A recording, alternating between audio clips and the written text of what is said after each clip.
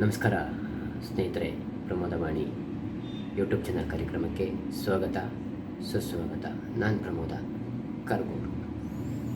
ಸ್ನೇಹಿತರೆ, ಇವತ್ತಿನ ಈ ಒಂದು ಪುಟ್ಟ ವಿಡಿಯೋ ಕಾರ್ಯಕ್ರಮದಲ್ಲಿ ಭಾರತದ ಹವಾಮಾನ ಸ್ಥಿತಿಗತಿಗೆ ಸಂಬಂಧಪಟ್ಟಂತೆ ಮಾತನಾಡ್ತೀನಿ.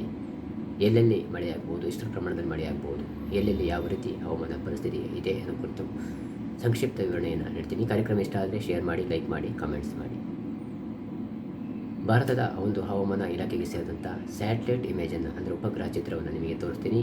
25 ನಿಮಿಷದ ಮೊದಲು ಈ ಚಿತ್ರವನ್ನು ಬಿಡುಗಡೆ ಮಾಡಲಾಗಿರ್ತಕ್ಕಂಥದ್ದು. ಇಲ್ಲಿ ಕಾಣ್ಬೋದು, ನೀವು ಇಲ್ಲಿ ಭಾರತದ ಒಂದು ಹವಾಮಾನ ಪರಿಸ್ಥಿತಿ ಹೇಗಿದೆ ಅನ್ನೋ ಕುರಿತು ಸ್ಯಾಟಲೈಟ್ ನಿಮಗೆ ಇಲ್ಲಿ ತೋರಿಸ್ತಾ ಇದ್ದೀನಿ. ನಾನಿಲ್ಲಿ ಪೆನ್ಸಿಲ್ನಲ್ಲಿ ನಾನು ಮಾರ್ಜಿನ್ ಮಾಡ್ತಾಯಿದ್ದೀನಿ. ಈ ಒಂದು ಭಾಗ ಅಂದರೆ ಕೇರಳದ ಉತ್ತರದಿಂದ ಹಿಡಿದು ಗುಜರಾತ್ನ ತನಕ ಒಂದು ಮೋಡದ ಸಾಲನ್ನು ನೀವಿಲ್ಲಿ ಗಮನಿಸ್ಬೋದು. ಇದನ್ನು ಟ್ರಪ್ ಅಂತ ಕರೀತಾರೆ.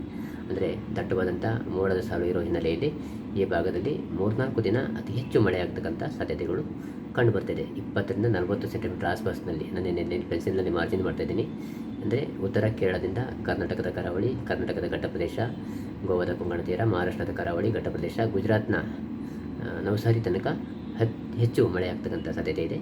ಈ ಒಂದು ಭಾಗದಲ್ಲಿ ಅಂದರೆ ಮಹಾರಾಷ್ಟ್ರದ ರಾಜಧಾನಿ ಮುಂಬೈ ಸುತ್ತಮುತ್ತ ಇರ್ತಕ್ಕಂಥ ಥಾಣೆ, ನಾಸಿಕ್, ದೀವ್, ದಮನ್ ಆಗಿರ್ಬೋದು. ಈ ಭಾಗದಲ್ಲೂ ಕೂಡ ಅತಿ ಹೆಚ್ಚು ಮಳೆಯಾಗುತ್ತೆ. 20 ರಿಂದ 40 ಸೆಂಟಿಮೀಟರ್ ಆಸ್ಪಾಸ್ನಲ್ಲಿ ಈ ಭಾಗದಲ್ಲಿ ಮಳೆಯಾಗ್ತಕ್ಕಂಥ ಸಾಧ್ಯತೆಗಳು ಕಂಡುಬರ್ತಿದೆ. ಹಾಗೆ ಗೋವಾದ ಕೊಂಕಣ ತೀರ ಪ್ರದೇಶದಲ್ಲೂ ಕೂಡ ಮಳೆಯಾಗಬಹುದು.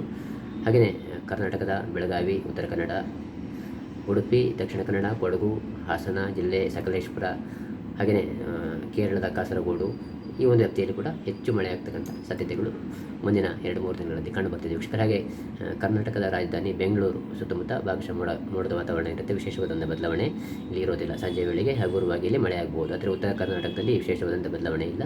ಉತ್ತರ ಕರ್ನಾಟಕದಲ್ಲಿ ಬಹುತೇಕ ಭಾಗದಲ್ಲಿ ಒಣಹವೆ ಕೂಡಿರತಕ್ಕಂಥ ವಾತಾವರಣ ಇರುತ್ತೆ. ಹಾಗೆ ಆಂಧ್ರ ಪ್ರದೇಶ ಹಾಗೆ ತಮಿಳುನಾಡಿನ ಬಹುತೇಕ ಭಾಗದಲ್ಲಿ ಯಾವುದೇ ಮಳೆಯ ಒಂದು ವಾತಾವರಣ ಇರೋದಿಲ್ಲ. ಹಾಗೆಯೇ ಅಂಡಮಾನ್ ನಿಕೋಬಾರ್ ದ್ವೀಪದಲ್ಲೂ ಕೂಡ ಮುಂಗಾರು ಮಾರುತಗಳು ಸಕ್ರಿಯ ಆಗಿರ್ತಕ್ಕಂಥದ್ದು.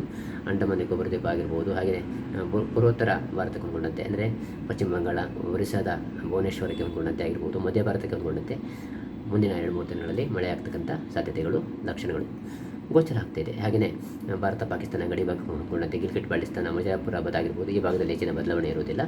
ಶ್ರೀನಗರ ಸುತ್ತಮುತ್ತ ಈ ಒಂದು ಭಾಗದಲ್ಲಿ ಸ್ವಲ್ಪ ಪ್ರಮಾಣದಲ್ಲಿ ಮಳೆಯಾಗ್ಬೋದು. ದೆಹಲಿ ಅಂದರೆ ಭಾರತದ ರಾಜಧಾನಿ ದೆಹಲಿ ಸುತ್ತಮುತ್ತ ಇರ್ತಕ್ಕಂಥ ಪಾಣಿಪತ್, ಸೋನಿಪತ್ ಆಗಿರ್ಬೋದು.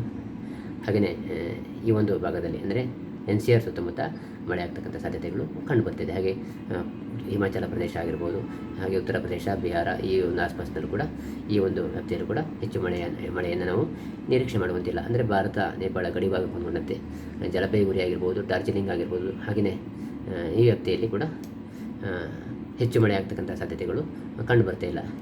ಅಸ್ಸಾಂ, ಮಣಿಪುರ, ತ್ರಿಪುರ, ನಾಗಾಲ್ಯಾಂಡ್ ಈ ಒಂದು ಭಾಗದಲ್ಲೂ ಕೂಡ ಸಾಧಾರಣ ಪ್ರಮಾಣದಲ್ಲಿ ಮಳೆ ಆಗ್ತಕ್ಕಂಥ ಲಕ್ಷಣಗಳು ಕಂಡುಬರ್ತಿದೆ ವೀಕ್ಷಕರೇ.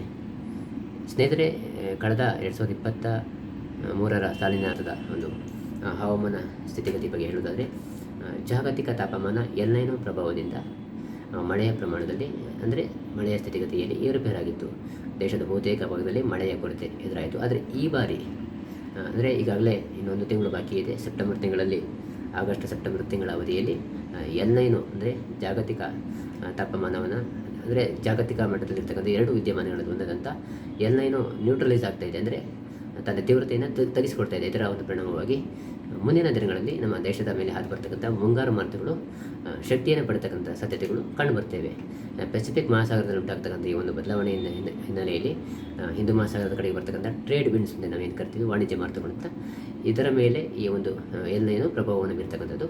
ಈಗಾಗಲೇ ಎಲ್‌ನೈನೋ ನ್ಯೂಟ್ರಲ್ ಆಗ್ತಾ ಇರೋ ಹಿನ್ನೆಲೆಯಲ್ಲಿ, ತನ್ನ ತೀವ್ರತೆಯನ್ನು ತಗ್ಗಿಸಿಕೊಳ್ತಿರೋ ಹಿನ್ನೆಲೆಯಲ್ಲಿ ಸೆಪ್ಟೆಂಬರ್ ತಿಂಗಳ ಅವಧಿಯಲ್ಲಿ ಮುಂಗಾರು ಮಾರುತಗಳು ಬಲ ಆಗ್ತಕ್ಕಂಥ ಸಾಧ್ಯತೆಗಳು, ಲಕ್ಷಣಗಳು ಗೋಚರ ಆಗ್ತಾಯಿದೆ ವೀಕ್ಷಕರೇ. ಹಾಗಾಗಿ ಕಾದು ನೋಡೋಣ ಮುಂದಿನ ದಿನಗಳಲ್ಲಿ. ಆದರೂ ಭಾರತದ ಬಹುತೇಕ ಭಾಗದಲ್ಲಿ ಹೆಚ್ಚು ಅಂದರೆ ಸಾಮಾನ್ಯವಾಗಿ ಜೂನ್ನಿಂದ ಸೆಪ್ಟೆಂಬರ್ ತಿಂಗಳ ಅವಧಿಯಲ್ಲಿ ಮುಂಗಾರು ಮಾರುತಗಳು ದೇಶದ ಮೇಲೆ ಬೀಸ್ತಕ್ಕಂಥದ್ದು. ಆದರೆ ಸೆಪ್ಟೆಂಬರ್ ತಿಂಗಳಲ್ಲಿ ಈ ಎಲ್‌ನೈನೋ ನ್ಯೂಟ್ರಲ್ ಆಗ್ತಾ ಇರ್ತಕ್ಕಂಥದ್ದು. ಇದು ಮುಂದಿನ ದಿನಗಳಲ್ಲಿ, ಮುಂದಿನ ಅಂದರೆ ಡಿಸೆಂಬರ್ ತಿಂಗಳ ಒಂದು ವ್ಯಾಪ್ತಿಯಲ್ಲಿ ದೇಶದ ಒಂದು ಹವಾಮಾನ ಪರಿಸ್ಥಿತಿ ಮೇಲೆ ಏನಾದರೂ ಬದಲಾವಣೆಯನ್ನು ತರಬಹುದಾ, ಉತ್ತಮವಾದ ಮಳೆ ಆಗ್ಬೋದಾ ಅದನ್ನು ನಾವು ಕಾದು ನೋಡಬೇಕಾಗುತ್ತೆ ವೀಕ್ಷಕರೇ. ಒಟ್ಟಾರೆಯಾಗಿ ಜಾಗತಿಕ ತಾಪಮಾನ, ಎಲ್‌ನೈನೋ ಪ್ರಭಾವ, ಹಾಗೆ ನಾವು ಪರಿಸರದ ಮೇಲೆ ಮನುಷ್ಯ ಮಾಡ್ತಿರ್ತಕ್ಕಂಥ ಹಸ್ತಕ್ಷೇಪ, ಇದರ ಪರಿಣಾಮವಾಗಿ ನಮ್ಮ ಭಾರತದಲ್ಲಿ ಆಗಾಗ ಬರದ ಒಂದು ಪರಿಸ್ಥಿತಿ ನಿರ್ಮಾಣ ಆಗ್ತಿರುತ್ತೆ. ಪರಿಸರದ ಮೇಲೆ ಗಮನವನ್ನು ಹರಿಸ್ತಾ ಹೋದರೆ, ಮರಗಿಡಗಳನ್ನು ರಕ್ಷಣೆ ಮಾಡದೆ ಹೋದರೆ ನಾವು ಮುಂದಿನ ದಿನಗಳಲ್ಲಿ ಕೆಟ್ಟ ಒಂದು ಸನ್ನಿವೇಶವನ್ನು ನಾವು ಎದುರಿಸಬೇಕಾಗುತ್ತೆ ಅಂತ ಹೇಳ್ತಾ ಇವತ್ತಿನ ಒಂದು ಈ ಪುಟ್ಟ ವಿಡಿಯೋ ಕಾರ್ಯಕ್ರಮವನ್ನು ಮುಗಿಸ್ತೇನೆ ವೀಕ್ಷಕರೇ. ಕಾರ್ಯಕ್ರಮ ಇಷ್ಟ ಆದರೆ ಶೇರ್ ಮಾಡಿ, ಲೈಕ್ ಮಾಡಿ, ಕಾಮೆಂಟ್ಸ್ ಮಾಡಿ. ಮುಂದಿನ ವಿಡಿಯೋ ಕಾರ್ಯಕ್ರಮದಲ್ಲಿ ಮತ್ತೆ ನಿಮ್ಮನ್ನು ಭೇಟಿಯಾಗ್ತೀನಿ. ನಮಸ್ಕಾರ ವೀಕ್ಷಕರೇ, ಧನ್ಯವಾದಗಳು.